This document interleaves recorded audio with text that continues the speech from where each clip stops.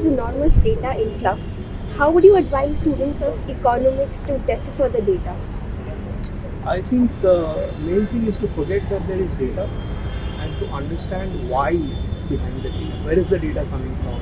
What are the frictions that result in the data generating process? And what is the question that the data will help you answer? People get too obsessed and fascinated with data, but the background of how the data is manifesting is often forgotten. So just focus on the why, forgetting that there is data, and then get into the data as an enabler rather than as the front runner in your questioning process. What advice would you give current economics students who will steer policy decisions in the future?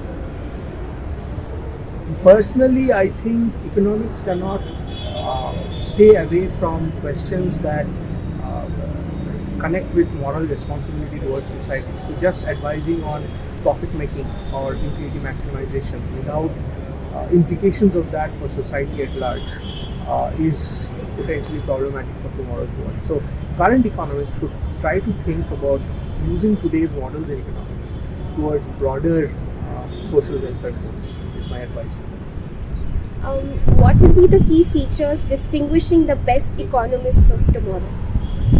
My advisors once told me that economics is all about counterfactual thinking. So, being brave to ask alternative scenarios, exploring the what if situations, going into directions where standard thinking may not be taken you, that's probably one defining attribute of a good economist. According to you, in what direction is the Indian economy moving? Things look not too bad, but as Professor Basu was saying in the conference today, once there is a recession in the Western economy, there will be ripple effects in India. So there needs to be some preparatory steps to prevent the adverse welfare implications of global recession on India.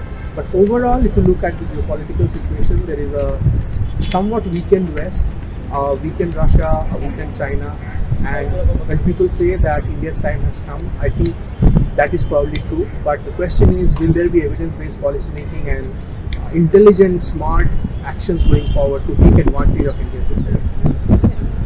And what do you think of the conference organized by Excellent organization. I'm very glad this is happening, and the passion that you guys have brought in to organize everything, it's amazing. I wish you all the best, and if I can help from University of Sussex in any way, I'm very happy. That's good to hear. What do you think of RBI's decision to take forward the rupee as a fully digital currency? Too early to say anything. So we'll see as it unfolds, because there are some uncertainties and crashes that is happening with cryptocurrencies in the West. The world is integrated even in financial markets. So I think there will be some interactions between India and the rest of the world in the currency equilibrium that will pan out over the next 10 years. So I would say the bubble that built around cryptocurrency and what RBI has done is a good step potentially to experiment what would happen here, but too early to say what they could do. And lastly, what is your take on India beating post-COVID Russian war recession?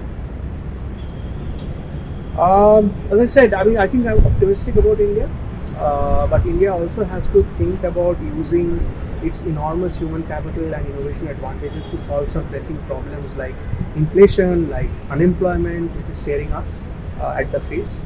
And there has to be some proactive action on these two fronts, because people are suffering out there.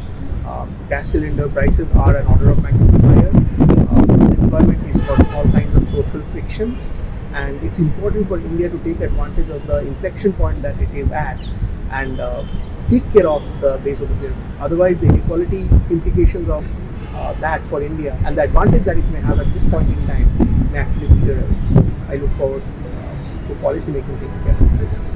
Thank you so much.